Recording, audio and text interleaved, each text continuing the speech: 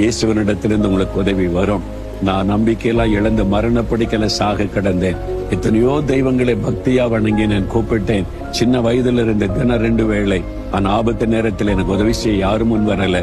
நான் யாரை வெறுத்து ஒதுக்கிறேனோ அந்த இயேசு எனக்கு உதவி செய்ய வீட்டுக்கு வந்து எனக்கு அற்புதம் செய்து என்னை குணமாக்கி இத்தனை வயசு வரைக்கும் என்னை உயிரோடு வைத்திருக்கிறார். அந்த ஆண்டவர் இயேசு உங்களை தேடி வந்திருக்கிறார். அவரை நோக்கி கூப்பிடுங்க. இயேசுவே, உம்மிடத்திலிருந்து எனக்கு உதவி வரும்னு சொல்லுங்க. தைரியமா அற்புதம் நடக்கும்.